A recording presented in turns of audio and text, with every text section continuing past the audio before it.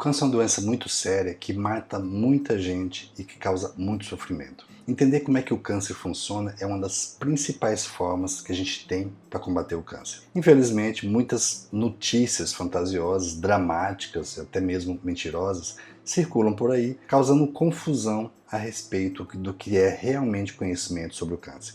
Isso é muito ruim porque não ajuda as pessoas, aumenta os problemas relacionados ao câncer e não ajuda a combater a doença. É por isso que eu vou falar hoje sobre falsas notícias que prejudicam o trabalho de combate contra o câncer. Meu nome é Rogério Leite, eu sou oncologista e eu estou aqui para que você tenha mais conhecimento sobre câncer, de forma que você possa combater adequadamente essa terrível doença. Se ainda não se inscreveu, essa é a hora. Por que é importante falar sobre câncer? É muito simples, pelos números. No mundo, 1 em cada 5 homens vai desenvolver câncer ao longo da vida. 1 em cada 6 mulheres vai desenvolver câncer ao longo da vida. Parece pouco? Então chega no seu trabalho, na sua sala de aula, numa festa, num shopping center que você está passeando e conta lá 60 pessoas. E imagina que 10 dessas pessoas, em algum momento da vida, vai desenvolver câncer. Você vai ver que não é tão pouco assim. E para nós brasileiros, o que a gente pode esperar? Quase 600 mil casos novos de câncer este ano. Com números tão expressivos, começam também os problemas. Grande número de notícias falsas sobre câncer. Notícias de curas milagrosas, de medicações simples, simplórias, que curam o câncer de forma espetacular, mas que todo mundo escondeu porque não quer que as pessoas saibam da cura do câncer. Teorias e mais teorias da conspiração a respeito do tratamento e da cura do câncer. E como é que a gente vai combater tanta distorção da realidade sobre o câncer? A gente vai combater isso com conhecimento. Por isso vamos discutir hoje algumas notícias falsas que circulam por aí sobre câncer. E eu vou te falar as 7 causas de câncer que não são verdadeiras, mas que circulam por aí como se fosse. Primeira delas, realizar mamografia anualmente causa câncer. No Brasil, em 2018, foram diagnosticados 59.700 casos novos de câncer de mama. É um número bastante expressivo e o câncer de mama é uma doença grave com um número significativo de mortes. Mas tem uma coisa muito importante, se o diagnóstico é feito precocemente, mais de 95% dos casos tem cura. E a mamografia é uma das formas mais eficientes que se tem para se fazer o diagnóstico precoce do câncer de mama. Através da mamografia bem indicada, você pode ter o diagnóstico de câncer de mama antes mesmo de se formar um nódulo. Você pode ter, por exemplo, alterações de microcalcificações atípicas na mama. Você vê que aquela área é uma área alterada, ainda não tem nódulo, mas você faz uma biópsia guiada para aquela área e consegue fazer o diagnóstico de câncer de mama antes mesmo de formar nódulo. Vê a importância que tem a mamografia no diagnóstico precoce do câncer de mama. Lembrando que eu acabei de falar que o diagnóstico precoce leva à cura em mais de 95% dos casos. Então, mamografia não causa câncer. Mamografia aumenta a sobrevida nos casos de câncer por fazer um diagnóstico precoce e permitir um tratamento adequado para o câncer de mama. O segundo fator que circula por aí, segundo a notícia, é que recidiva de tumor não tem cura. Vamos lembrar que eu falo sempre isso, o câncer não é uma doença única. Tem mais de 200 tipos diferentes. Cada célula do corpo potencialmente pode levar ao diagnóstico de uma lesão maligna. Então tudo depende do estadiamento do tumor e do tipo de tumor. Cada tipo de tumor tem uma evolução, uma progressão diferente, característica. Por isso que é tão importante o segmento desse paciente após o tratamento de câncer. A gente opera um paciente, por exemplo, de apendicite e não necessariamente ele precisa voltar. Às vezes ele viaja, muda de cidade e nunca mais volta, nunca mais procura um médico por conta desse assunto. No entanto, quando você trata um paciente de câncer, você precisa reavaliar esse paciente continuamente, a maioria das vezes para o resto da vida, por conta do risco de recidiva. Então, quando a gente faz o diagnóstico precoce da recidiva, você ainda pode fazer um tratamento adequado com chance de cura. Então, detecção precoce de qualquer recidiva e tratamento precoce de qualquer recidiva é fundamental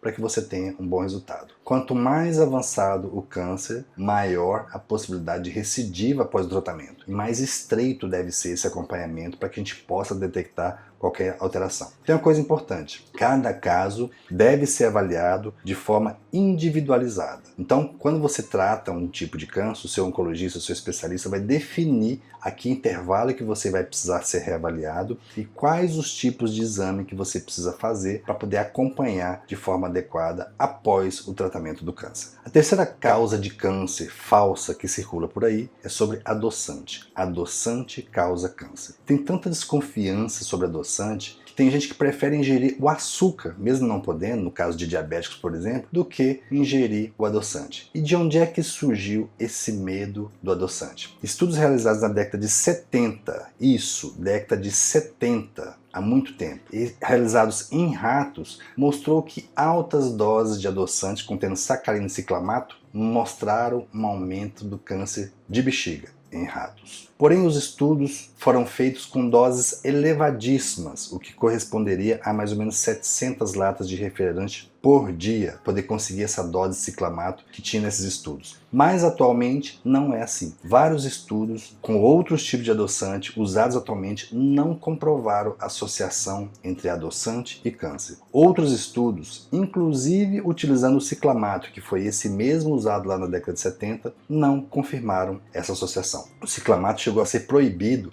mas atualmente ele é liberado em mais de 50 países, inclusive no Brasil, sendo avaliado nos Estados Unidos atualmente e tem uma grande possibilidade dele voltar a ser comercializado nos Estados Unidos. O aspartame, que é um outro adoçante bastante comum, teve um estudo realizado na Itália em 2006, onde o aspartame foi acusado de causar linfoma e leucemia em ratos. Porém, testes posteriores não comprovaram essa associação. Então, nós temos que entender que o câncer é uma doença multifatorial. E há uma grande dificuldade de associação direta de causa e efeito. Você teria que pegar essa população em estudo, isolar de todos os fatores de risco para poder associar, estudar só esse fator de risco específico, que é uma coisa realmente muito difícil. Então, tem muitos trabalhos mal desenhados e que levam a essas conclusões errôneas. Quarto fator, utilizar forno micro-ondas causa câncer. Micro-ondas consegue aquecer alimentos, mas isso não muda a estrutura dos alimentos. Não há nenhuma evidência científica de que o uso de micro-ondas aumenta a incidência de câncer. Uma coisa deve ficar bem clara: o micro-ondas emite um tipo de radiação não ionizante. E essa radiação é classificada como potencialmente cancerígena para os seres humanos. Porém, isso é fundamental entender,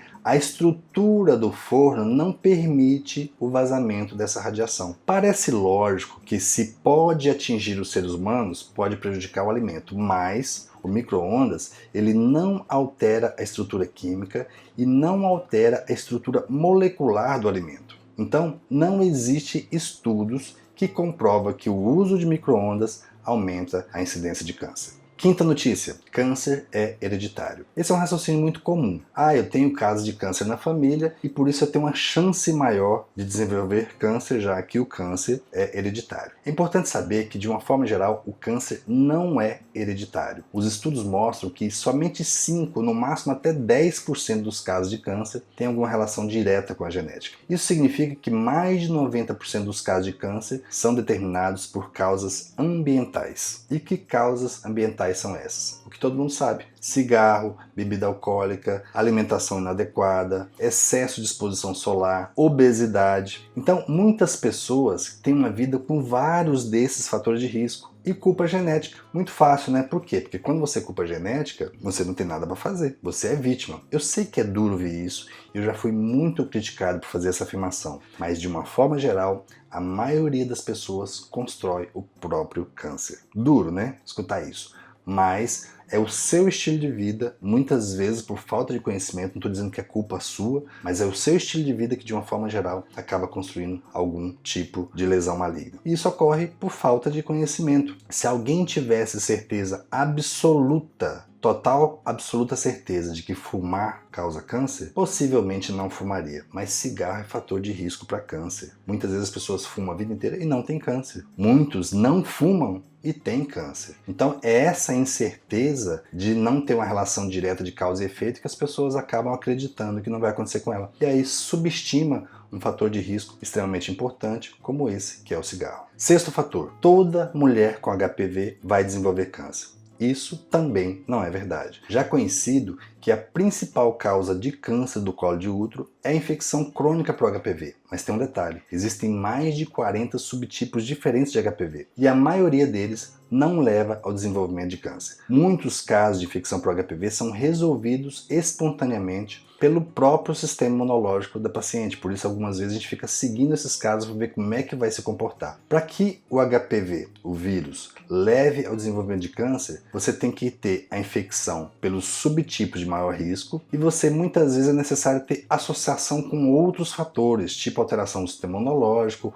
ou associação com outros fatores de risco. Sétima mentira que se conta a respeito do câncer. O câncer é contagioso. Isso não é verdade. O câncer não é uma doença contagiosa. Ocorre uma alteração celular que altera as células do organismo e essas células alteradas passam a se multiplicar de forma desordenada, formando tumores, e isso não passa de uma pessoa para outra. Mesmo os casos de câncer causado por vírus não é contagioso. Muitas pessoas têm criança em casa e faz o diagnóstico de alguém na casa com câncer e fica com medo que as crianças tenham contato com a pessoa. Não é contagioso. Já que falamos das 7 mentiras sobre câncer, fique atento, porque nós vamos discutir também 7 verdades que causam câncer e que às vezes está no seu dia a dia e você não identificou. Então, até o próximo vídeo.